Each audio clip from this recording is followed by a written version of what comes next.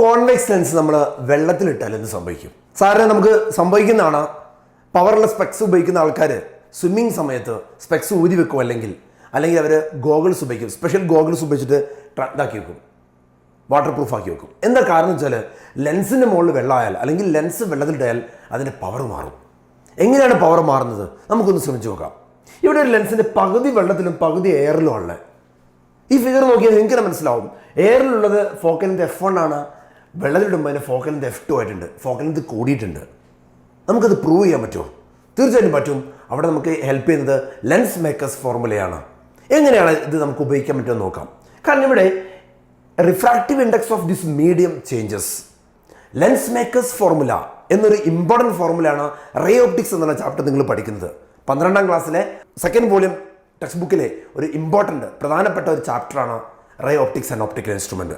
നിങ്ങളുടെയൊക്കെ എക്സാമിനും ഏറ്റവും ഇമ്പോർട്ടൻ്റ് ആയിട്ട് വരുന്ന ഒരു പാർട്ട് കൂടിയാണ് ഇത്. ആ ചാപ്റ്ററിൽ ലെൻസ് മേക്കേഴ്സ് ഫോർമുല നിങ്ങൾ പഠിച്ചിട്ടുണ്ടാവും. ഒരു ലെൻസിൻ്റെ ഫോക്കൽ ലെങ്ത്തും അതിൻ്റെ റിഫ്രാക്റ്റീവ് ഇൻഡെക്സും തമ്മിലുള്ള റിലേഷൻ. അത് വെച്ച് നമുക്കിത് പ്രൂവ് ചെയ്യാൻ പറ്റും.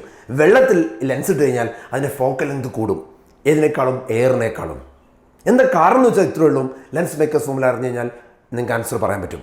എന്താണ് ലെൻസ് മേക്കേഴ്സ് ഫോർമുല എന്ന് നമുക്ക് നോക്കാം. 1/f = n21 - 1 × 1/r1 - 1/r2. ഇതാണ് ലെൻസ് മേക്കേഴ്സ് ഫോർമുല. അവിടെ n21 എന്നുള്ള കൺസെപ്റ്റ് വരുന്നത് refractive index of this glass with respect to medium എന്നാണ്. That is nothing but n2 / n1 ആണ്. എയറിലാകുമ്പോൾ n1 നിങ്ങൾക്ക് അറിയാലോ, റിഫ്രാക്റ്റീവ് ഓഫ് എയർ അത് 1 ആണ്. സോ 1 എന്ന് പറഞ്ഞാൽ മീഡിയം, 2 എന്ന് പറഞ്ഞാൽ ഗ്ലാസ്. ഈ ലെൻസിൻ്റെ മെറ്റീരിയൽ ഗ്ലാസ് ആണ്. സോ n1 ഇവിടെ 1 ആകുമ്പോൾ നമുക്ക് n2 - 1 എന്ന് മാത്രമേ വരുള്ളൂ. ഇനി വെള്ളത്തിലിടുമ്പോൾ സംഭവിക്കും n1 വിൽ ഇൻക്രീസ് അല്ലേ? എയറിന് നമുക്ക് 1 ആണുള്ളത്. So refractive of air is equal to 1 എന്ന് നമുക്കറിയാം. വെള്ളത്തിലാണെങ്കിലോ അത് 1.33 ആണ് വെള്ളത്തിലിടുമ്പോൾ. സോ എയറിനേക്കാളും കൂടുതൽ ആർക്കാണ്? വാട്ടറിനാണ്. വെള്ളത്തിൻ്റെത് n1 ഇൻക്രീസ് ആകുമ്പോൾ നമുക്ക് കാണാൻ പറ്റും n21 വിൽ ഡിക്രീസ് അല്ലേ? n21 ഡിക്രീസ് പറഞ്ഞാൽ the whole RHS decreases.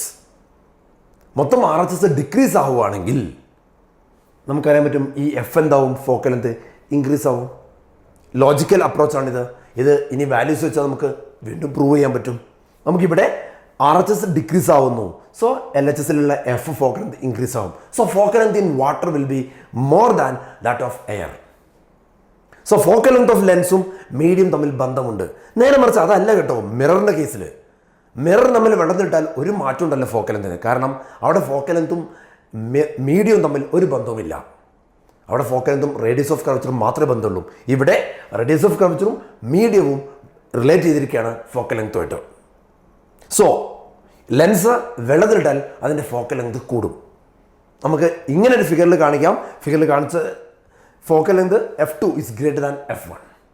Lens makers formula പഠിച്ചു കഴിഞ്ഞാൽ ഇത് ഈസി ആയിട്ട് മനസ്സിലാക്കാൻ പറ്റും. So focal length of a ലെൻസും റിഫ്രാക്റ്റീവ് ഇൻഡെക്സും റേഡിയസ് ഓഫ് കർവച്ചറും എന്നുള്ള ബന്ധമാണ് ലെൻസ് മേക്കേഴ്സ് ഫോർമുല നമുക്ക് തരുന്നത്. Emtees Academy ഈ വീഡിയോസിലൂടെ നിങ്ങൾക്ക് ലെൻസ് മേക്കേഴ്സിനെ കുറിച്ചുള്ള കൂടുതൽ ഫോർമുലാസ് ഇനിയും കിട്ടുന്നതായിരിക്കും. Stay tuned. ഈ ചാനൽ നിങ്ങൾ സബ്സ്ക്രൈബ് ചെയ്തില്ലെങ്കിൽ സബ്സ്ക്രൈബ് ചെയ്ത് വെക്കുക. Emtees Academy.